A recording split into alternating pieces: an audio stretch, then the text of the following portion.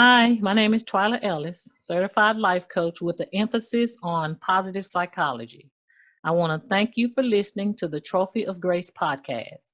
Our focus is to help as many people learn that there's more to life than you know. Trophy of Grace is a book that came out of my life experiences, filled with trauma, abuse, shame, bondage, and so much more. If you would like to know more about the book, you can purchase it on Amazon.com, www.amazon.com, or Barnes& Noble Nook, which is Walmart Nook. Or if you are a victim of any type of sexual trauma or abuse, you can go to my website, twylaellis.net, and you can schedule a one-on-one, and I can help you overcome some of those individual goals. This is our 9th podcast, a life coaching podcast for the age group from 20 to 29. We will be asking our special guests certain questions. So we, the listening audience, you, the listening audience, will have an insight into the thoughts and emotions and perspectives of that age group. First, let me introduce my co-host, Rhonda Lawson. Hi. And Jakara Johnson. Hi.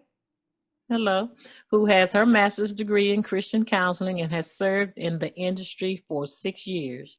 Jakara will be providing insight into the mind, emotions of 20-year-olds from a mental, emotional health perspective. Welcome, my special guest, Troy Osborne. Hello. And Hi there. And Jean Griffin. Hello. Today we have 3 questions. I'm going to let my co-host start off with the questions. Okay. Great. Welcome. I'm just going to dive in there. So we're going to ask one question, you answer, ask Jakaria's perspective. The second question, you answer, Jakaria's perspective. Third question, you answer, and then Jakaria's perspective. Or, however it may flow. But the first question for you, Troy and DeJean, is, drum roll, please. As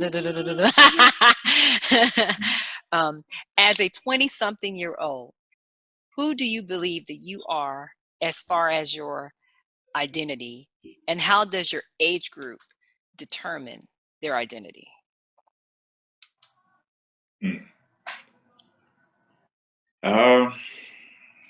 I would, me personally, what I define myself, I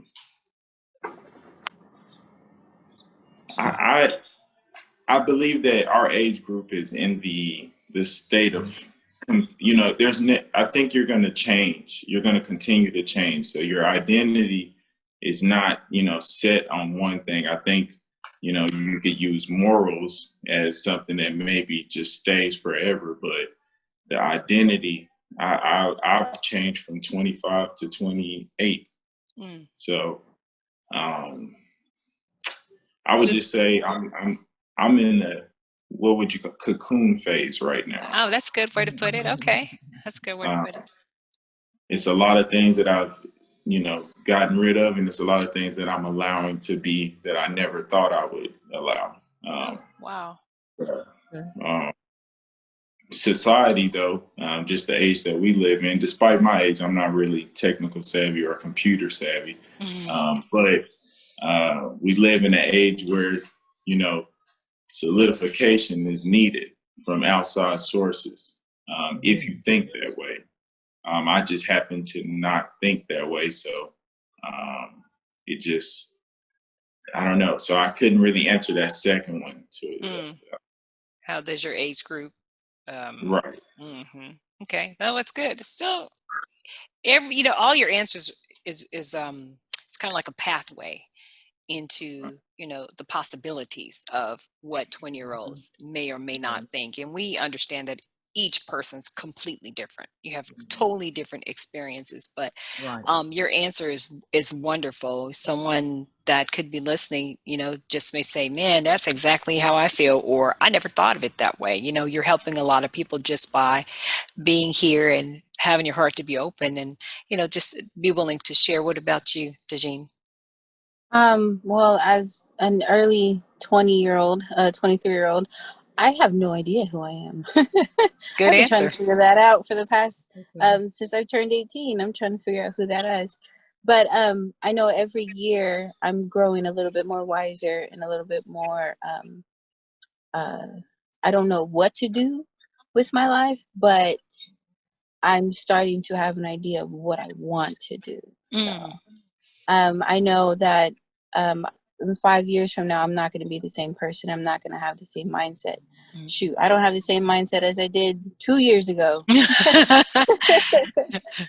But I'm still just trying to figure out who I am. And I don't think I will find out who I am, at least in, I don't think at 80 I'll find out who I am. But I just like the journey of it, of who I am. And Absolutely. I know all my experiences detailed to that. That's beautiful. Jakaria, what insight are you able to provide from the question, and then their responses, maybe just their responses alone? I love their responses. I love how Dejine said, I don't know who I am. And I like how Troy talks about how he's constantly evolving. And I think that's true for most people. And I think they just freed up a lot of people. Yes. So many young people wonder, depending on their background, their history, their family, what they've been through. Some kids don't come from a 2-parent home. Some young people or 20-year-olds don't come from the best family background. And then some have had like a really great upbringing. And so the 20s will look different depending on how you grew up and your environment and your family and how you were taught and how you were raised. And culturally, we're all different and we're diverse. And so, but emerging adulthood, 20s to 30s, they're like one of the most diverse groups. The 20-year-olds, they're the group that some are going to be married with families, some are going to be in college, some are going to be out exploring the world and posting on Instagram and all those different social media platforms. Some are going to be like building a career really fast, and they're going to be financially free really fast, and some are going to be starting businesses, and some are going to be lost. They're looking for their identity. And even if you're successful, you're still evolving and trying to figure out who you are as a person and what the future holds for you. And so I think, this is a creative group. If you don't mind, I'm looking at my notes. That's okay. It's a very creative group, and it's a very open group. It's a very flexible group. They have a strong sense of social responsibility and justice, and they're very concerned about the environment. So they're just a very open, 20-year-olds are just a very open, flexible, life-giving, growing group. And I don't know what else to say. No, Jakaria, that is so good. They said so much. I'm just like, that was such a perfect reflection of that group of that age group. That is so good. Twyla, what? She said a lot, didn't she? But it was really good. Like, wasn't it enlightening? Because most people's perspectives of 20-year-olds are they're young and dumb and they don't know anything, right? Right. Well, Jakaria just shattered that thing, right? And they know enough to explore. They know enough to take that their age group that they're in, to become explorers, to discover, to find, to not have fear, to jump out there and find what it is that, who they could be, or maybe who they would like to become. What comes to your mind, Twyla, as a life coach? Well, I'm a certified life coach, which means I have extensive training in life coaching. However, I didn't say it in my introduction, but I'm studying to get my master's in psychology with LPC. So I'm also learning a lot about the brain and development and things that as a licensed counselor as well. But I'm just keeping that down until I actually get it, right, before I delve into exposing a lot of that information. But the first thing that came to me actually was what I learned about the developmental stages of the brain and how the gray matter of the brain, how it's starting to fade away whenever they get 20. Really? Yes, and we were learning about the brain is changing a lot from a child until they get 20. And I know Jacaria knows that the brain is changing a lot. But when they get 20, the gray matter and it's called, I think, the myelin or something, that's involved in part of the connected to the gray matter of the brain, which is that, what do you call it? Well, I'm not gonna get all technical, but anyway, it's just a part of their brain development. And it's a part of the part that it starts fading away from being that adolescent and that child. They are not crazy like I used to think. They really not. It's just that their physical, natural body and their brain and their body is going through so much metamorphosis. Yes, it's not crazy. They're not just out there and they just actually going through like some people. It's comparable to what was it when the boy turns when his voice changes? Adolescence, puberty. Puberty. And then when a girl starts, she'll be adults on here, but kids might. So I'm just gonna say when a girl. Yes, I got you. Whatever, all those hormones and all the things that's happening in the brain, that's what's happening, and they're trying to figure it out. On top of everything else. On top of everything, on top of what Jacaria was talking about. They're trying to not only do what Jacaria was talking about, but to piggyback on that, their physical body is a metamorphosis going on. So they're trying to fight through that. And then, okay, this is coming. And then it depends on the support system they have. And it depends on everything that's coming. So that's why it looked like they're going crazy. That makes so much sense. Oh, my goodness. Yeah, but they're really just doing what we all did, but we didn't know what we was doing, and then nobody told us. Because how many 20-year-olds go see a counselor, a psychologist, and will tell them that? So, and psychologists will tell them that. Right. But I went to a counselor in 2019, 20, and she did not tell me any of this. Oh. You'll be shocked to know that this age group actually seeks mental health services at a higher rate. Oh, wow. And so they really do want, because the 20s come with a lot of stress and a lot of anxiety and a lot of like fear and just, fear of failure, wondering if things are going to work out, or, like I said earlier, wondering like, what does the future hold? But there's a lot of stress. They've been working up to being independent. And now they've got this whole new world of freedom with bills and rent. Yes.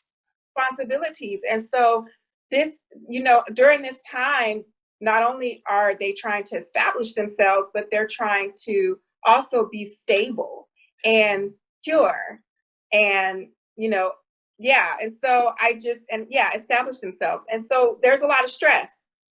There's a lot of stress and it's not all stress is bad. Some stress is good and it motivates us to get things done. It motivates us to plan ahead. It motivates us to ahead. But so not all stress is bad, but a lot of what they're experiencing does involve a lot of stress and balancing relationships and balancing time and balancing finances. And so all that they've been waiting for the last 18 to 20 years or so, now they're in it. And, yes. And there are some exceptions, like there are those 20-year-olds who maybe had some finances passed down to them and they might be in a different situation. So there are rare occasions where things go differently, but they're still exploring and they're still trying to figure out like, okay, what is all this about? What do I believe? What do I think? What do I want? Do I want kids?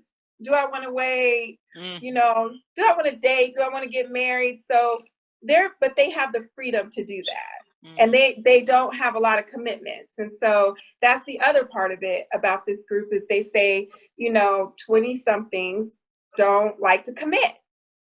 There's just something committing. Now, if you're an entrepreneur, that's different. That's like your baby, right, Troy? But for the most part, they just want to be free. Yeah. That's And good. so, yeah, but there's so much being managed that there can be a lot of stress, and there can be a lot of like mood swings with family members and conflict with family. They're like, they still might need their family, but are also trying to break away. Right. So there's a lot that 20 somethings are experiencing, but it's an adventurous time and it's fun and they're growing. And So what yeah. goals, Twyla, do you think maybe there are some 20-year-olds that maybe watching the podcast or listening in? What goals would be good goals? Because first of all, y'all said a lot, and I do mean y'all, not you all, right? You said a mouthful. So we're trying to navigate our brain. We're trying to navigate the hormones. We're trying to navigate life responsibilities. We're trying to navigate all these things. What goals? Stress? To carry some of stress? I mean, really, I know some 50-year-olds who can't manage that, right? So what goals would be simple and helpful, to someone listening to be able to kind of to work through all the things that we just discussed? Well, just one simple goal might be know yourself, learn yourself, focus on your own identity, and stop looking at or being drawn away or lured into thinking you need to do something that your mind or your heart is totally against, really, but you just want to impress somebody, or you just want to be like so much social media. You just want to, you think about what everybody else think, being a people pleaser. If we can get not just 20-year-olds, but especially 20-year-olds, since they're in that stage of learning themselves, they have a lot of ones I've seen, because it varies. It really does, because some 20-year-olds, they know exactly who they are, and they're not being led away at all. They are very strong-willed and strong mind, and it could be for various reasons, like myself when I was 20. But other than that, on the average, I would say just focus on your own identity and not be a people pleaser. And without, people who've seen this podcast know that I'm a faith-based counselor. I'm a spiritual counselor, and I use the word of God in my life now as a final authority to guide me. And you're not too old. You're not too young. Correction. You're not too young to start seeking the Lord, because that's truly where your identity is. He made you, just like iPhone make those phones, just like Apple make those phones. When you want to know about that iPhone, you call Apple. All right now. That was good. Yeah, yes, you do. So call on the one who created you. That's And I like what Jacaria said about all the stress is not bad. Going back to the creator, all the emotions that we have were created for good. All of them. The amygdala, that where you get triggered, that part of your brain that triggers and you go into fight, flight, or freeze mode, that was created for good. Because if I open that front door and a snake is out there and it's launching itself at me, I don't have time to sit there and think, should I close this door before the snake come in here? No, I need to react. Yes. I need to go into it. I need to be triggered to bypass what the part of my brain that rationalizes, which is what the amygdala does. I need to bypass that and just close the door, which is going into that fight, flight, or freeze. I don't need to freeze. Hopefully you're not a freeze person, because some people will freeze and the snake will get them. But you need to close the door immediately. But however, I use that as an example of the enemy uses that, and I'm not trying to have church, but the truth is the truth. The enemy perverts everything that God has given us for a good reason, and he have us going into fight, flight, or freeze mode too much. We get stuck in the childhood trauma. We get stuck in the husband or the boyfriend that left us. We get stuck, and our brains is like, just revved all up, and all the adrenaline, we just angry and stuck in a place of bad evil where we shouldn't be. We gotta, allow the word of God and positive friends and positive reinforcement to change the neural pathways in our brain. So, because it's changing every day anyway, so you might as well change with something good. It's changing whether you know it or not. That's whether right. you try to do something with, it's going to change. So you may as well choose this day who you're gonna serve and how it's gonna change. Pick positive things. Pick the positive. And I'm a living witness. When you read that book, you'll know she had to have an encounter with something positive. Otherwise, she should be statistically should be in a crazy house.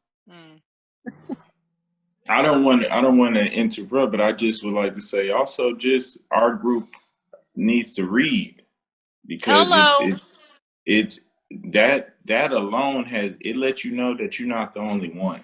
That's true. And it's like, to pick you're literally getting a chance to pick the brain of somebody, and for that emotion, all that stuff that you're referring to, it get passed on to you, and now you're able to discern a little better, and is, just reading in itself it triggers a whole different emotion in your brain, creativity, all of that stuff. So true. So there's benefits to reading, because I know there's a lot of people who they don't want to do it. They don't want to read. I only say it because I was that person. And what changed you?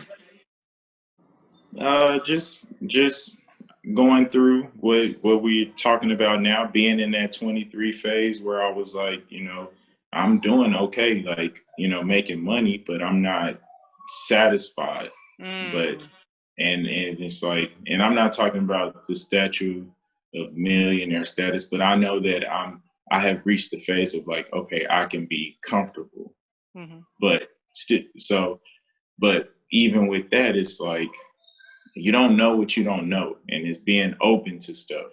It's being, not, like you said, that gray matter has went away. So now that I'm not afraid, what are you going to do about it? So now reading, and like you said, you don't find nothing you're not looking for. So, looking inside yourself, even that first question that you asked me, I didn't want to jump on here and be too blunt, but if you believe in God and he said that he a king, then that make you a king. That's right. So I do believe that. I'm headed in that direction.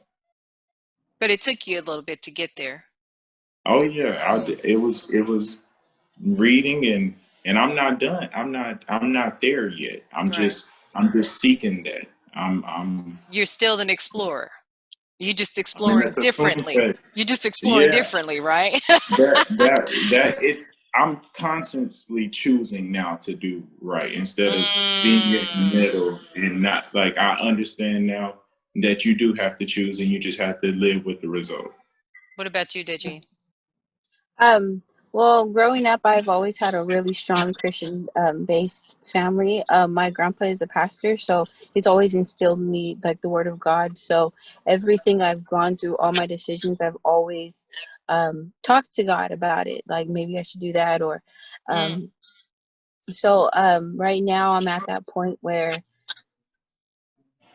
I'm depending on him, but I'm still kind of like teetering, only because of the decisions that I want to make. Like, I want to make a good decision, but I don't know how that outcome will be. And I'm starting to like trust him all over again, but just with different things. Yeah. I talk to him every day, every minute, every decision before I go to bed. I want to be able to continue to do the right thing. My big thing is honesty and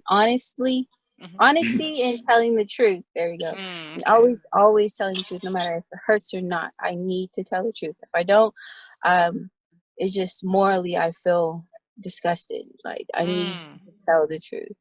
What does that look like? You say you talk to God about everything. What does that look like for your age group, a 23-year-old talking to God about everything? Does he respond back? Like, what's the dynamic between you doing that? Because we can show people the benefits of going that route also.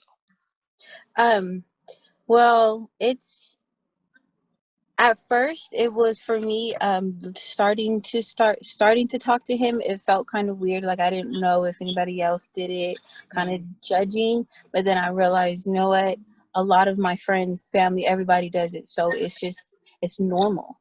So I can go ahead and talk to God about to anybody, and that's that fear I had to overcome, as well as I've had multiple different experiences where he's actually talked to me, and Wow.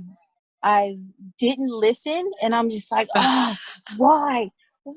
That could have been so much better. Just as simple Right. as turning down the right street, like a voice in my Yes. head would be like, turn down this way, and I didn't, and something ended up happening, and it's just like, I need to listen. Yes. So that started. That's what I'm getting at. Oh, Yeah. wow. This is so good. Make that decision. Go ahead and make that decision. When you Yes. now that you know that that's what that is. Like when I found out that that's what that was, now I don't even second guess it anymore. Yes. Yes. This is so good. Okay, so I'm going to move on to the second question. We probably won't have time for the third question because the first one took a long time because it was so good. But the second question was, what does a 20-something-year-old want or desire in their life? And that could be, she said, that could be it's what's important is different to everybody, right? It's what's important to you, Troy, is completely different what's important to Dejim. So how does a 20-year-old navigate, that want and desire in their life? What do they want or desire in their lives in your 20s? I'll let Well, her. for me, oh, okay. Well, for me, my dad has always instilled the whole business entrepreneurship and financial freedom. So my whole entire goal is to just be financially freedom. I feel like being 23, I'm too late, but I'm not quite there yet. But I think it's just to have stability in everything, in relationships and God and family and work, just stability and having that normalcy. That's good. Troy, what about you? Just my perspective on it now is like what you said. Like I just feel like I'm gonna give you my opinion, but that's not the Yeah, clear. absolutely. But for me, just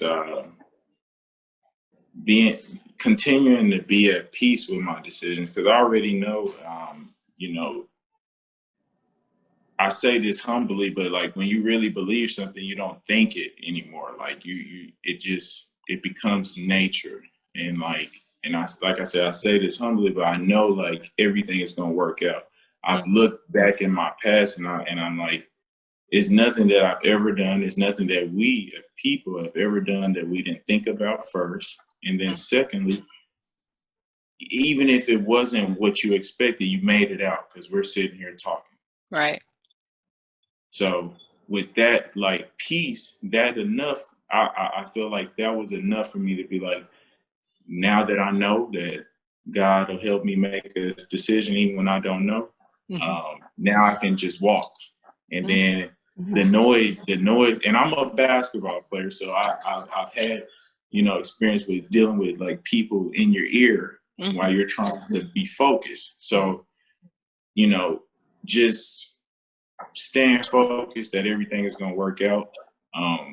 The sky's the limit in my eyes now. Just watching my mother come from where she come from is goals is something that just are continuing to evolve in my life. I like you said. I just walk. I like how you said that. So I'm 20 plus, and so now I just play. Yeah. So now I just play. I enjoy my life, right? I like that. Yeah.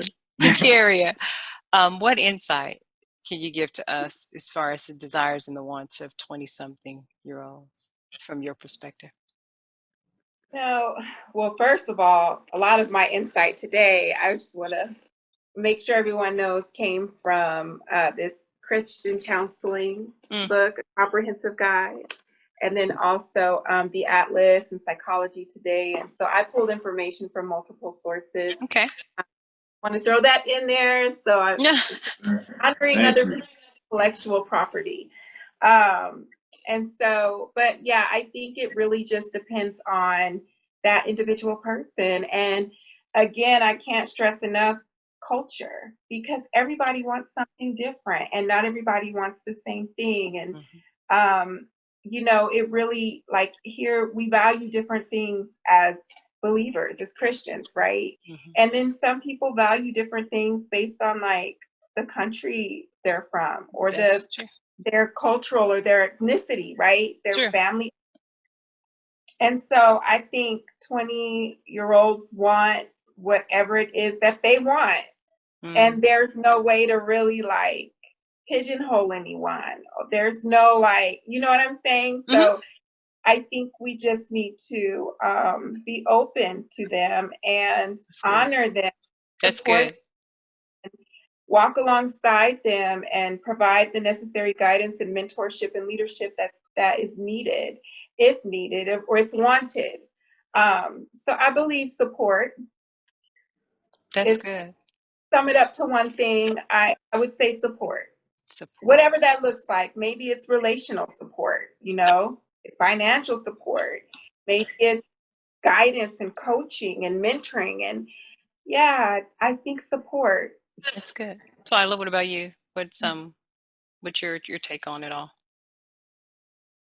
When I hear that, I just think about what was said. I forgot what church it was said to, but it said for the older women to be examples to the younger women, because this generation, they are my experiences from, and I'm gonna tell you a few of my experiences so you'll know how the magnitude of what I've seen. Driving the city bus for over 10 years, doing prison ministry for over 10 years, because I did them both at the same time.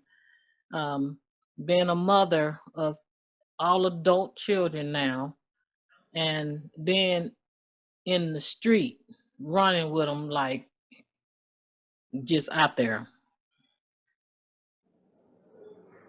I think about, they don't want to hear any more talking. If you're not about it, don't talk about it.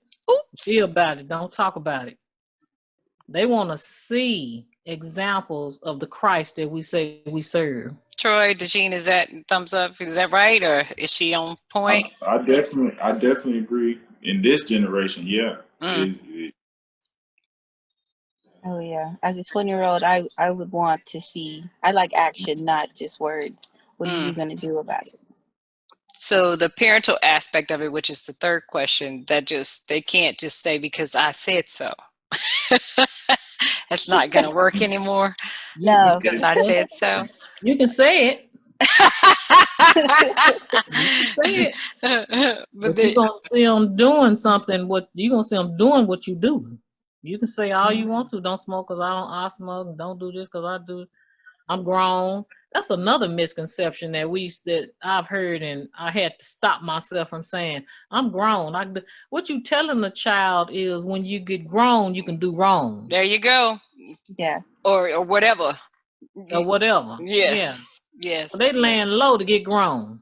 Yeah. Okay, because you planted that seed, that seed of wrong definition of what grown is, right? Yeah, of an adult, right? And so I think I sent the text last night to someone saying, look, I'm 50 and I'm not even close to, I'm not that grown. I'm still not being close to being grown. What is grown, right? In the first place, right? Because if grown is doing whatever, then I don't want to be that. I would rather have a covering of love, right? Yes. Rather have that covering of love. But that's the third question is, where does parents fit into all this? Where does parents fit in with Dejeen at 23 and Troy at 28? And what, how does that, parents can't be, what they were to you, but they're not quite sure what to be with you now. And how does all that dynamic works out? How does that dynamic work out? That's what I'm trying to say now with your age group. Anyone? I think it varies if you have children or not, but because at that age, that's when the kids maybe are starting to be involved in you know, they're not gonna. I mean, it's gonna be kind of ridiculous for them to, you know. And I'm a man from a man's perspective, so as a woman, it could be a little bit different. But if you have children, you know, the kids is the focus.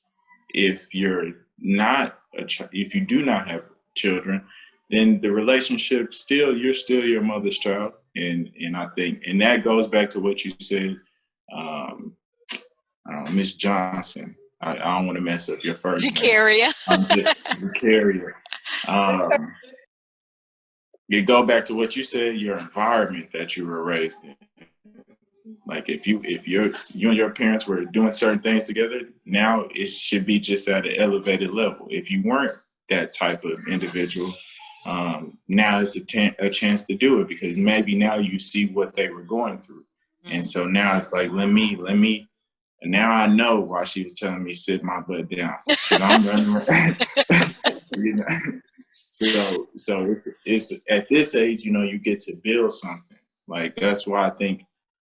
It's funny. I don't want to go too long, but I feel like what you said early on today. I was thinking, like, when God tell you, you know, when you with your kids or whatnot, you can tell them to do something and they can choose whether or not to do it. But when they're a kid, like a child baby, they might not want to do it, but they do it. And you know, when you're looking for God to give you something too, like as a parent, you know, my mom, you know, she same thing. Like you just got to kind of accept some things. You should still be at the age. I know when you're 20, you don't want to accept it because you've had to do it so long. But right. Now, you still got to do it, and at least it's somebody that loves you. And it may be wise. It could be wisdom.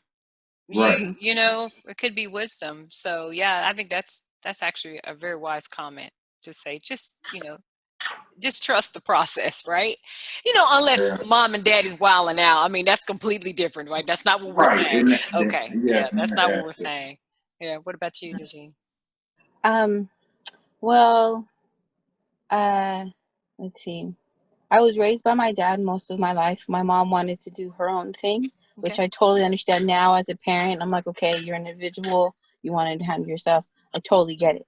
I forgive you for that. But my dad, he's always told me, I'm never going to lead you to the wrong direction. I'm always here for you. I want the best for you.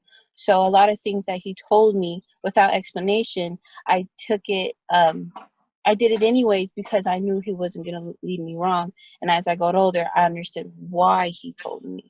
But as a parent myself, I don't want my daughters to I want to tell them something, but I also want to explain why it's also like that. Not just to leave it unknown, because that's going to also help influence their own decisions on why they shouldn't do it. And, but now as I'm older, my relationship with my father has grown a lot. It's went from child to adultness. And so I can literally talk to him about any and everything. Now with my mom, awesome. With my mom, I'm finally in that predicament where I'm able to talk to her. She's mostly a part of my life. It's not just, you know, I'll see her every couple of months. No, she's there every day.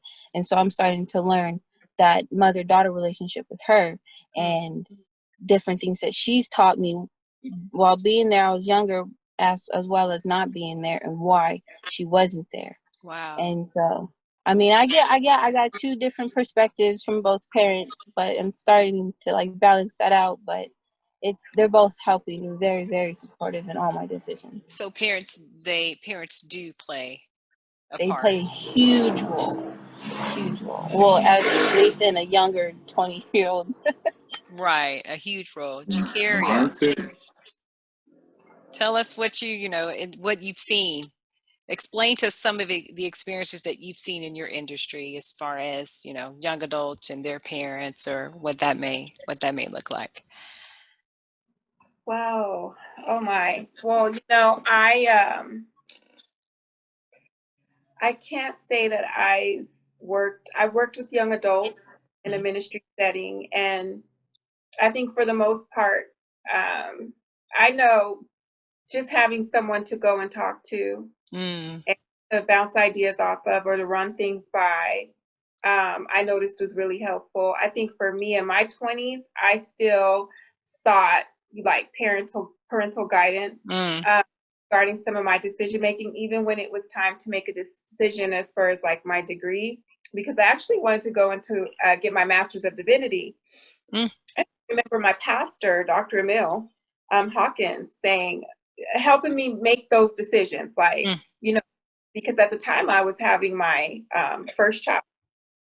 And so, and then I had my second child, both during my senior years in school at Oral Roberts University. And so he helped me make those decisions, like thinking about how can I provide my family and how can I make a living and like some things that can wait and you're already in ministry. So he helped me kind of sort through some things.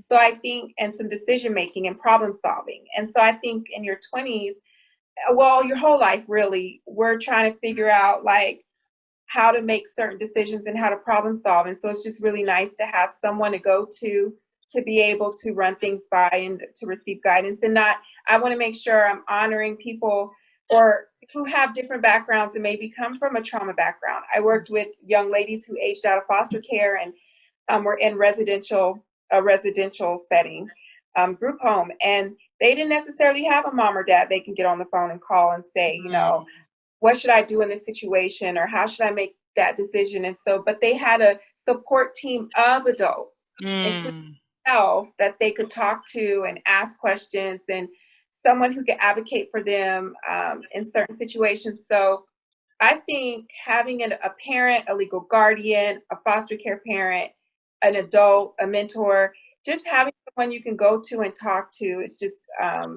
is a really good thing during that time. That's actually a really good goal to seek out or reach out, locate someone, you know, who's of sound mind, right? And healthy mentally and emotionally, you know, and does have a strong spiritual foundation. That's a good goal, you know, to maybe you could go to and ask for support, or, you know, maybe ask some questions and, you know, allow them to, you have to give them permission to be able to speak into your life, right? Because they won't unless you give them that permission, because this is your life and you are 20 plus, right? You're not 15, 12, and 13. And so I think that would be a wonderful goal. Twyla, what do you think would be a good goal for parents with children that are 20 to 29? I'm saying it because parents, I'm a parent of a 22-year-old. So, you know, parents, you know, we're still in that, you know, telling them what they should or shouldn't be doing, and looking you know, at them like a baby. Yeah, you know, and so we know that don't work, right? And so what do you think would be a good goal? Yeah, the goal now, from my perspective, from trial and error, the goal would be to understand and realize that they are adults. That is correct. You have to transition, and you actually have to pray about it and get counsel yourself sometime, maybe. If you didn't have parents like I didn't, I didn't have parents. I didn't have my mom was in prison and my dad was very abusive. So I was on my own at 18. Actually, really before that, because my dad left us at home a lot by himself and my mom was in prison. So with a background like that, and that's probably similar to the background that Jakari was talking about with that age out of foster, they have the mindset I had. They on their own. So that's a trauma mindset and a lot of fear mindset. So they're not gonna seek out anybody for depending on how severe the trauma was, they're really not gonna seek out help, because they have a wall built up of they don't trust anybody, and there's too much pain there. However, in a sound, let me shift to a sound family setting. I had to beat myself over the head to say, not literally. I'm just like, get it through your thick head that your kids are grown. They don't need you anymore, like in that capacity. They need you as a friend and as a like DeJean was saying, somebody and Jakari and Troy said, somebody to talk to, someone to help them navigate like through life. They're not children anymore. So I had to just if a parent is listening to me, you know how hard it is. And it's so painful to let go, because you have to let go this whole image and everything you did, especially when you gave your whole life. I gave my life, everything I did was based on my children. Ooh, me Every too, girl. decision I made was based on my children. You're a good mama. All of a sudden, I got to say, they Nothing. grown.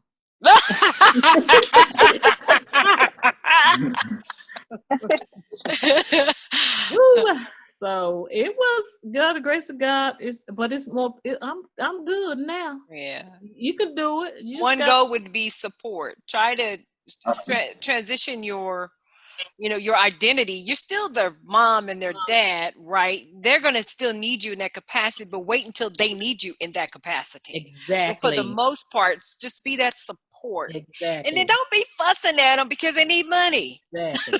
I just want to say that. Well, they gonna get fussed at. If they don't manage money right, they gonna get fussed at. Yes, too much. Keep it real. Keep it real. No. But no, seriously, yeah, you should just be their support and just help them out, especially if they're responsible. Yeah. Responsible young adults really need to be encouraged and given incentives and not praised, but really acknowledged. Yeah. What they're doing. They really do, because they have a lot of influence and things going on that we don't have a clue about, and they're fighting and warring in their minds to say, I'm not doing that, because my daughter told me, she said, I didn't do a lot of stuff because I heard your voice saying, don't do that. Don't. And I knew I would hurt you, but she wanted to do it. And and there are some 20-year-olds who can see it and see that it's stupid. Go ahead, Troy. Yeah. You without that friend, like you said, to kind of have to tell you, to let you know, you are going. The mentorship is important. It's I don't know. Like you said, we're always going to be in that phase of learning. So why don't you learn from somebody? Like you said, have what you want, or is inspired to be what you want to be, because even that person doesn't have it all figured out. But at least for what you're looking for at the moment, you just got to be looking for it. Like, you just got to be. You're not going to find everything in this world. Everything in this world is not for you. But just whatever that desire comes up first. You want it, then you can think about it, then you can achieve it. That's pretty much it. We got about 5 minutes, and like I always say on every podcast, I'm not going to go over the time frame, because I want you to come back. I don't want you to say, I'm not going back because she took too long. I was on there too long. So I'm going to conclude on that note, unless someone has an aha moment or something they just want to say right quick. I'm good. It was good. It was here today, and thank you for having us. Thank you. Thank you, Troy. Thank you, Jean. Thank you, Jacarika. Yes. I say the Jean, don't. Am I saying it right? Yeah, I know, right? Well, this concludes the ninth podcast, Trophy of Grace, and the guests, you have been wonderful. Yes. I look forward to having you come back. I really do. You will get an invitation. Believe me. We're going to transition, probably have part 2s of some of the podcasts we had. I don't know really what Rhonda's going to do. I'll leave it up to her. Yes. And if you're listening and you have any questions in the listening audience, please, if you're listening to this podcast, subscribe and like. And if you have any questions about anything, send me an email at twyla106@gmail.com. We'll be back next week with some amazing guests. Yes, Thank you. Bye.